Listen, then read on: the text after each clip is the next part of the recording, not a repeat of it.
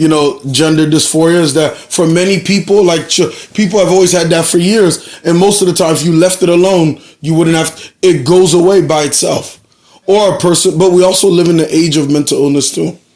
We live in an age where people are more mentally ill than they've ever been, and I don't believe that's by accident. I believe that's demonic activity. I believe there's a lot more going on. Also, we're in the age of narcissists. Oh, yes. We're in the age where people love themselves and love themselves more than they love God and other people. Imagine somebody having so much of such a hyper focus on themselves, they need to alter their body to feel comfortable. But I also believe that there are a lot of people caught up in that are completely genuine. They're in darkness. So no, I don't condemn a person like that, because that person is going through something, and they need to be loved, not condemned. You're not the one condemning them. We're not supposed to condemn them, but Jesus tells us they are condemned already because they've rejected him and his love. That could fill that void in their life. And for a lot of people, it's easier said than done.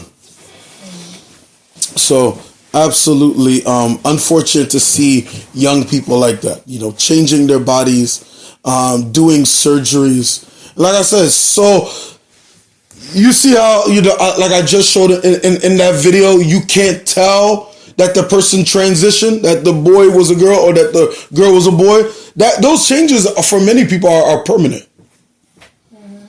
So so some of them, they'll get to a place where they say, "Oh no, maybe I made a mistake," and then they can't. And that detransition is so.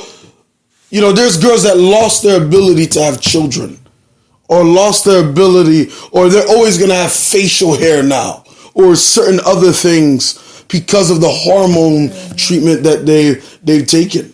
And a lot of our states have made it so that young people can do it without consent of parents. We've talked about those things before. It's the work of the devil. Absolutely the work of the. So I think that's an important thing, especially to keep in mind. I didn't show that video, but have you guys saw what they debuted at the art museum yesterday? No. You see it? Huge pride flag. This is the biggest pride flag of all time, because they want Philadelphia to be. We have a whole department in Philadelphia called we have a trans department. We have an LGBTQ department in Philadelphia. What is our tax money in the city being used for that for? I have no idea. But we have a whole LGBTQ department in our city. That's how we hear people complain. When's the last time any of you guys drove in Center City recently?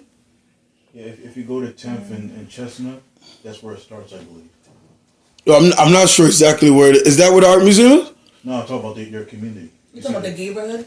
Yeah, the neighborhood, yeah. Yeah, their neighborhood. Yeah, it's Gayborhood. Literally. Yeah, that's the name. Literally the name on the map. Yeah, the name is called Gayborhood. Yeah. I've been to the Gayborhood, yes. So you have the Gayborhood there. And like I said, our job is to love them and be there for them. You catch the bus around there? Yeah, I used to, yeah. Gotcha. Mm-hmm. So let me see. So we're going to read the last. No, actually, we finished chapter 3. So we're starting this conversation with the word. So John chapter 3. Gospel of John chapter 4, verse 1. John chapter 4, verse 1.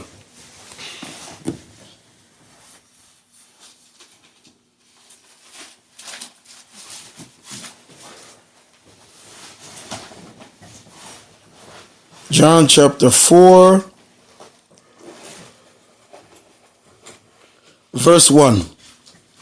And it says, when therefore the Lord knew how the Pharisees had heard that Jesus made and baptized more disciples than John, though, it's funny, it puts this in parentheses, just for clarity, though Jesus himself baptized not, but his disciples.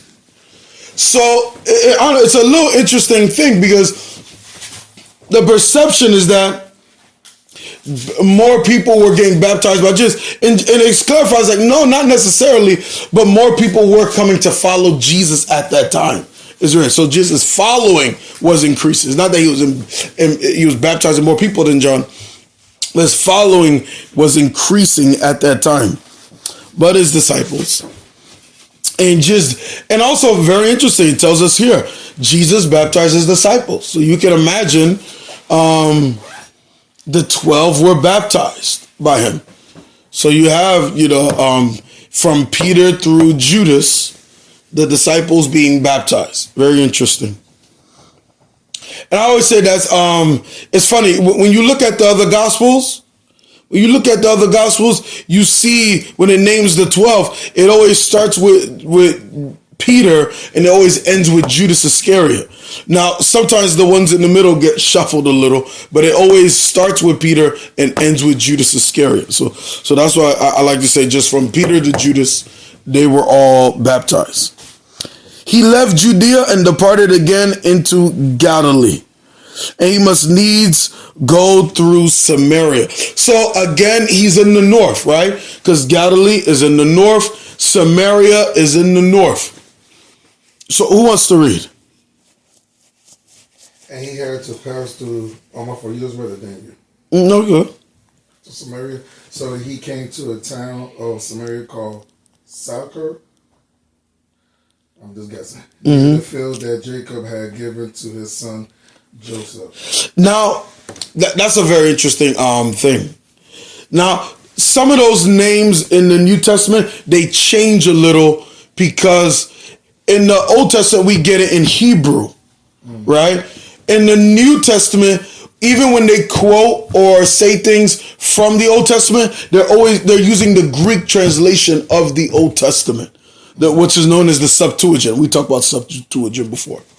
So that's why some of the names are a little different. But in other words, this is Shekef. If you guys remember Shekef, remember Jacob's travels after he wrestled with God and lost. And then he called that place Penuel, the face of God. And then he leaves with his family. And then instead of going to Canaan, instead of going back to Bethel so he can sacrifice, where did Jacob end up going? You guys remember? He took a detour that took him several years. He ended up going to Shechem. Okay. He ended up going to Shechem, remember, where his daughter got raped. And he built a house, his daughter got raped. And then remember Levi and Simeon took their swords and was like, well, we're not going to let nobody treat our sister like that. So they ended up taking women and children captive and they ended up killing all the men. Remember, had them circumcised. They were still healing up that day after the surgery. And then they used that as a way to go and slaughter all the men that violated that. So they killed the guy that violated his sister and his dad. And then they're like, how about everybody dies? And then they go and they kill all the men. And remember, it blew up, right? It became a big thing to the point where they ended up becoming fugitives. So while they're on their way going to Bethel, it said God had to supernaturally, you know how in GTA your stars like 4 stars? God had to supernaturally lower the stars and let them get away safely. Because they were fugitives at that point. Everybody was looking for Simeon and Levi to try to get revenge on them for all the people they killed. So God was a cheat code in that situation and lowered the stars for them. So that's what they're talking about. And apparently, very interesting. It gives you here a detail that we didn't get in the book of Genesis, right? We read through the book of Genesis. We know about Jacob and his whole adventures over there in Shechem. We didn't know that he bought a parcel of land and digged a well. But the New Testament tells us this, but this is not information that you would have just gotten by just reading the book of Genesis. So interesting. This was something that was historical that everybody knew. They're like, this is known as Jacob's well. So there you go. You can keep going, Colin. A woman from Samaria came to drew water. So right there, I'm sorry, I don't know where I'm at. I'm sorry. Am I 6 or 7? Oh no, you're in 6. Oh, yeah, I think you're on 6. Yeah. Jacob's well was there, so Jacob's well was there, so Jesus word as he was from his journey, and setting aside the well, it was about the 6th hour, and a woman from Simeon came to draw water. Jesus said to her, "Give me a drink." There you go. No. There you go. Good. So he goes to Shechem. So Jesus Christ goes to this area in Samaria. And the thing right there that really helps you understand the passage is it says he must needs go to Samaria. Why would Jesus Christ need to go there? He doesn't need to go. Like, think about it. Technically, if it's for traveling, he doesn't need to go there. The funny thing is, many Jews, they would rather avoid Samaria. Like, they would literally, if Jews had to go somewhere to, like, let's say they're in the north and they had to go to the south, but there's Samaria on the way, they would actually pass through Samaria to not go through Samaria. So the Jews and the Samaritans had a long time hatred. How many of you guys are familiar with the Samaritans? Are you guys familiar with the Samaritans? What do you guys know about them? I only know about the Good Samaritan. Okay. They're like their Kens, and then Sir? they're like their Kens, and it's like the capital, right? They're like their what? Kens, like they have a kin, like cousins or. Kens. Oh, they're like they're okay. So like their kin. Okay, they're related to them. Okay, you said that's the capital. Kin. Yeah, it's like you mentioned those the capital. Yeah. It was the capital city of Israel in the north. So that's good. You remember that. So it's funny. Sarah said she said she knows this Samaritan. Mamzelle has become one of the most famous. It's funny because this story makes her one of the most well-known ones that most people know. Because Jesus Christ took the time to have a conversation with her. Right? Like, this is one of the longest. It's funny. So isn't it funny? He has a one-on-one dialogue about salvation with a religious leader, Nicodemus. And now in chapter 4, he has a one-on-one dialogue with a sinner, a regular person. Yeah. So now this story is famous because he has a one-on-one dialogue about salvation with her. And he's going to break down salvation. So just like we learn about salvation in chapter 3 through the conversation with Nicodemus, we're going to learn about salvation with this conversation with a Samaritan woman that's outside of Israel, right? Not Jewish. Now, like you said, they are related. Now they're related because when the Jews came back from Babylon, and we talked about this because recently I went over in the second. We went over Malachi. We went over Malachi and Zechariah. So when the Jews came back, and we talk about Ezra, of course, in Sunday school. So when the Jews came back, right? They came back to the land, and when they came back, they found people here already. And the people said, "Hey, we're just like you. We're Jews too." And they're like, "No, you're not. You are not just like us, and you are not Jews." Because the Assyrians, when they took the Jews into captivity, remember we talked about the king Hoshea in the book of Hosea. Remember what happened to him? He went, he got bold, he tried to go up against the king of Egypt, and then they put him in prison, and then he died. And then eventually they came and they attacked Israel in the north and took them away into captivity. Now what happened to them afterward is that what the Assyrians did is that when they conquered a nation, they displaced the people. So let's say they took over the house, they took everybody that's in the house outside the house and put them somewhere else, scattered them. And then they took all their other people and put them in the house. Right? So they put all these other people from different nations in the land of Israel in Samaria. So then they noticed like a whole bunch of lions started coming up and eating them. So imagine every day they're getting hit with lion attacks. Every day people are getting eaten by lions and being turned into, people burgers or whatever. So they're getting killed by lions, and the people there is like, "Cat, guys, they said a complaint to the government said, we need you to bring back some Jews because obviously we're making the gods of this land angry. Because remember, back in the day, they always believed that gods were territorial. You know, nobody was an atheist. Everybody believes that every land had a specific god. So, like, obviously we're angering the God of this land by doing our own thing, and now he's using lions to kill us every day. So now they're like, bring some people. So they actually went and they got some fake priests from the Jews to come back and try to teach the people that were now located in their land how to worship Yahweh. And what they did is that they took the worship of Jehovah, they mixed it with a lot of paganism and goofiness, and they literally formed their own religion. And that's how the Samaritan people were born. And they interbreeded and had, so that's what the Samaritans were. They were like mulatto. They were like a mixed race people. So they're part Jewish, part other word.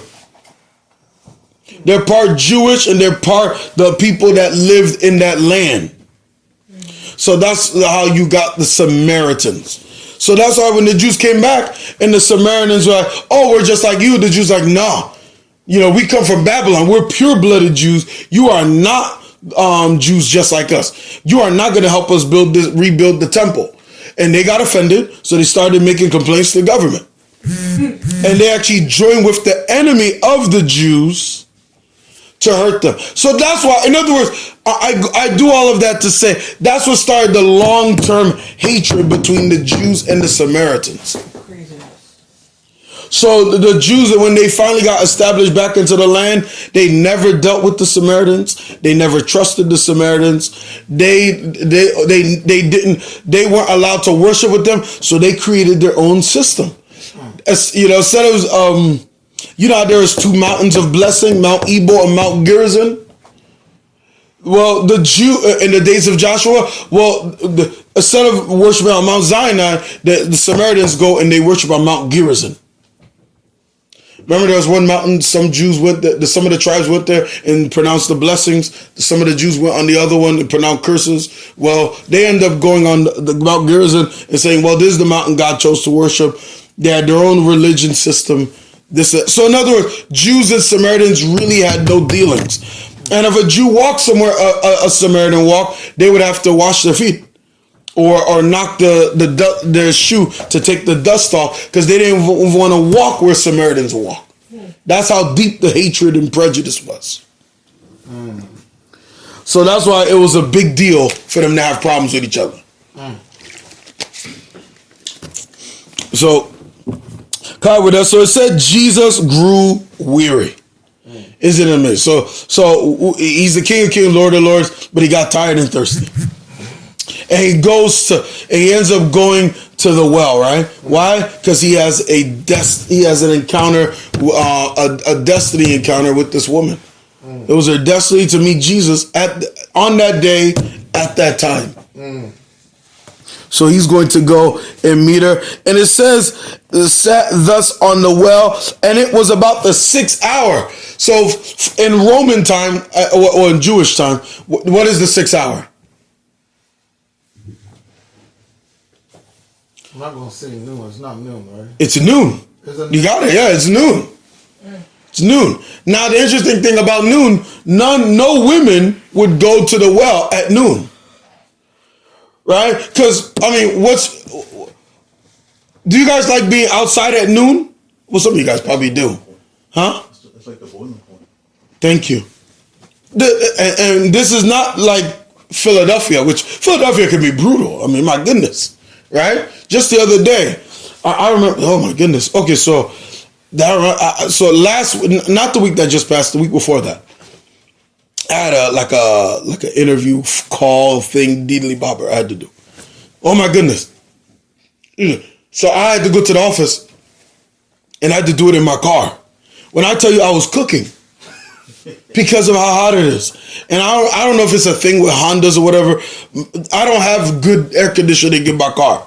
So when I tell you I'm cooking and I have a suit on. So I must have lost a pound or two. There's no way I stayed the same person.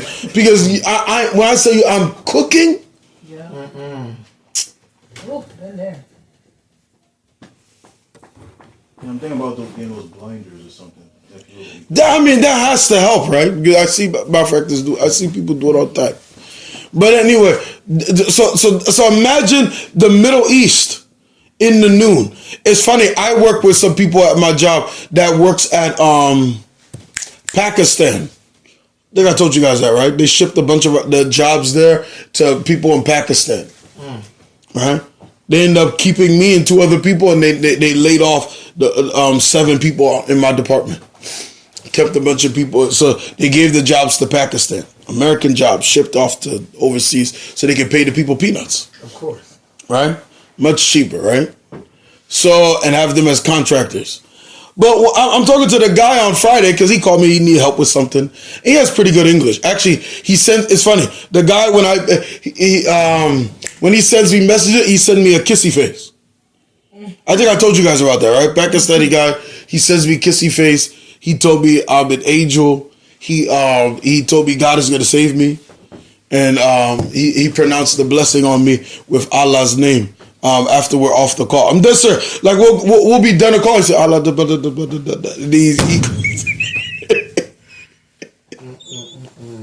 Yeah.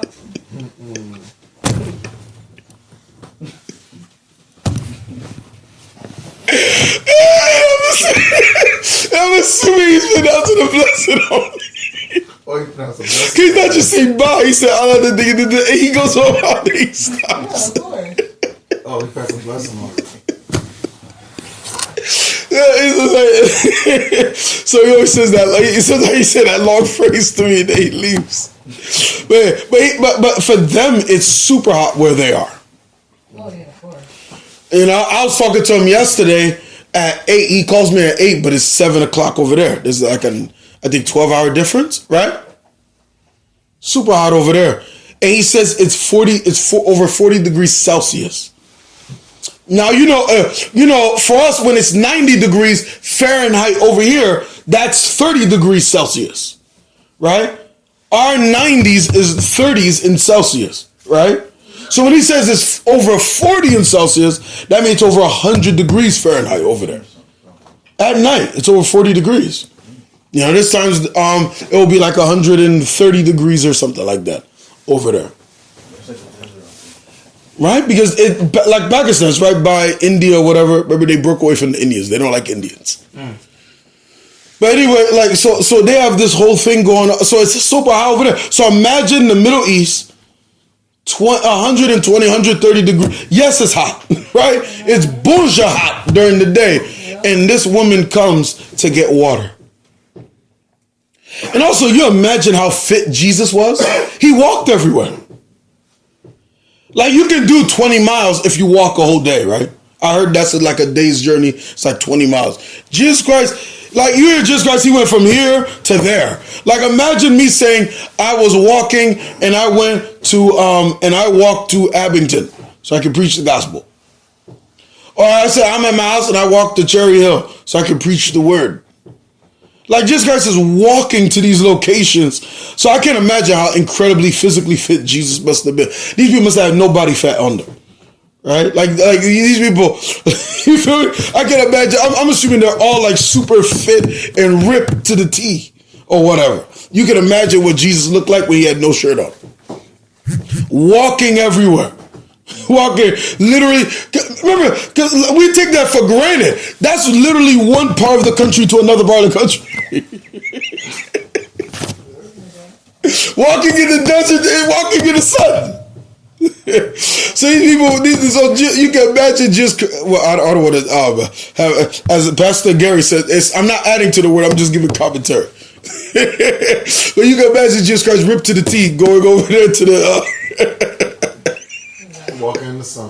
Right, walking in the sun. And it's saying he's tired. Of course he's tired. He walked all day. And that's why the time that my friends say there's a white man's religion, he can be dark skinned. Absolutely not. Yeah, absolutely. All day. Absolutely. Well, most of them were brown skinned. You know, even now, many Jews like Bonjour Juif have like dark features, dark complex, you know, dark things like that. You know, I mean, it's because a lot of Jews were scattered throughout Europe, and then they're the ones that continue. Remember, because after the Holocaust and stuff like that, so that's why many Jews would look European, because many of them already lived in Europe and in Russia for many generations. Anyway, so they look a bit different than I think the traditional Jews would have looked. But because different climate affects your skin color and stuff like that too. But yeah, so you can imagine going there in the middle of the day. Now this woman comes. Now we're gonna go deeper into her story and everything like that. But think about it. Why would a woman come to a well when it's probably 120, 30 degrees outside? She's going there because and the tradition would have been that most women would have done it early in the morning. So you have water during the day. You're not going to choose the hottest time of the day if you live in the town to get the water. Right? Doesn't make sense. You need water. The people live in the morning, you need water. Right? She's doing that because she can't be around other people. She's lived because the thing about the women gathering like that is also known as the play. Remember, there's no CNN, right? There's no 24-hour news cycle. There's no Fox News. There's no, if you're going to learn, us, CBS 3, Fox 49, whatever, Channel 6, if you're going to learn what's actually happening, it's people coming together and telling you, right?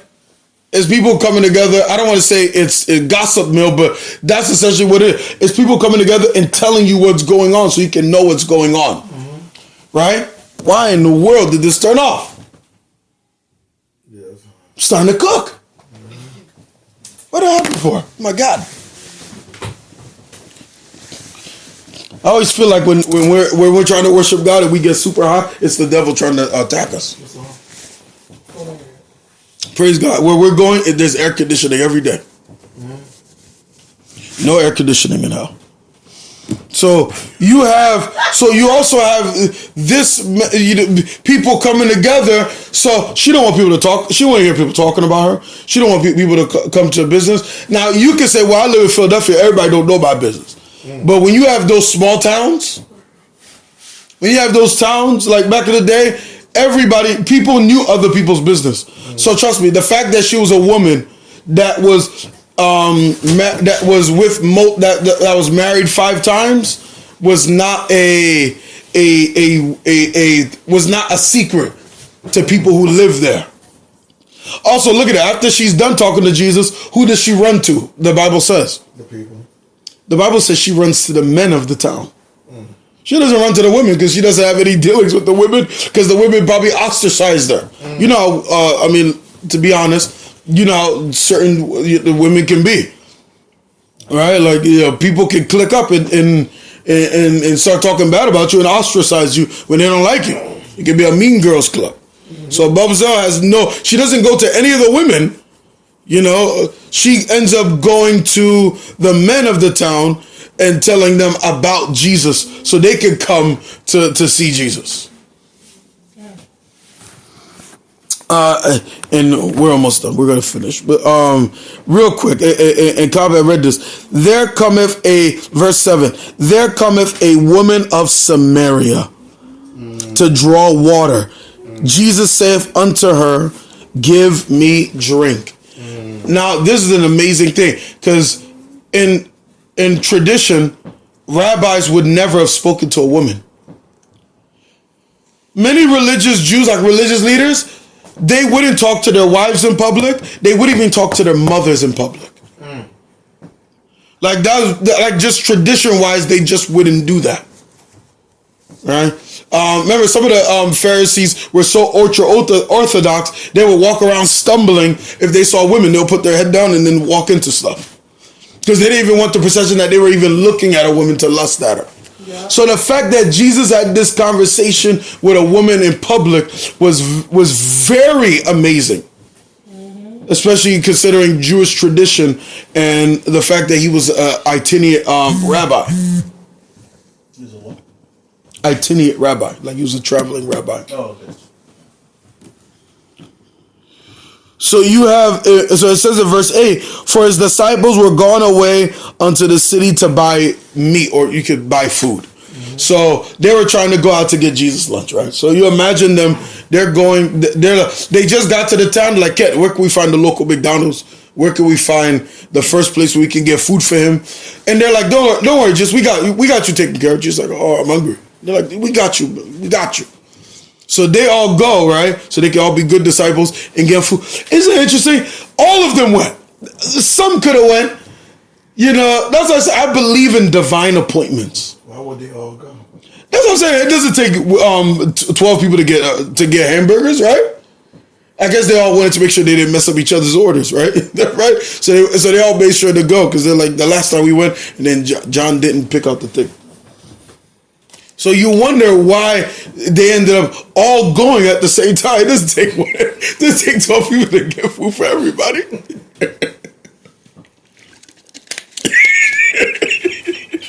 That's crazy. And you don't know if Jesus insisted. They're like, no, we'll say, it's like, no, you all can go. I'm gonna stop. You see that well? I'm gonna stay right there. I'm gonna wait for you guys, but you can all go on your way.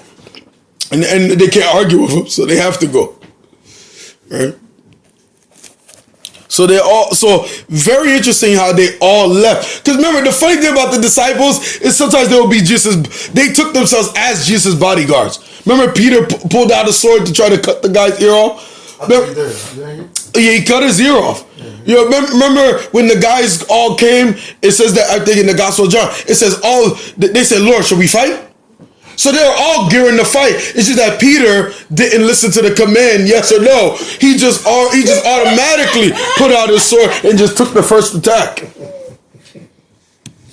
Right? Because Jesus, so that's one of the things about this time. Remember, the people came with their children, so Jesus could provide the children, and then they all came and tried to strong arm them and stiff arm them and tried to stop the children from coming, and they tried to block the parents. And Jesus Christ got angry with them and said, what are you guys doing? Don't stop the children from coming to me. Suffer the little children to come. Allow them to come. We should be encouraging the children to come, for theirs is the kingdom of heaven. So Jesus' disciples sometimes would actually try to do crowd control. So he didn't want his disciples to get in the way or to stop anything from happening. So he has them all go away so he can have this encounter with Jesus. And that's what we all want. We all should want our own encounter with Jesus where nobody else gets in the way. Where we can talk to Jesus, we can have our conversation with Jesus, and nobody gets in the way. Some people, sometimes in trying to be helpful, you can get in the way. Yes. You know, the amazing thing is when you're in the way and God has to get you out of the way so he can do what he needs to do in a person's life. And that happens too. So Jesus Christ sends his disciples away because he needs to have this conversation with this woman, because this is for her eternity. She will never be the same after this conversation, right? Never. So this was a very important encounter. So we will talk more about this, Lord willing, next time. And then we will, Lord willing, pick up in verse 9 to actually go through the contents of this conversation. God bless you guys. Amen.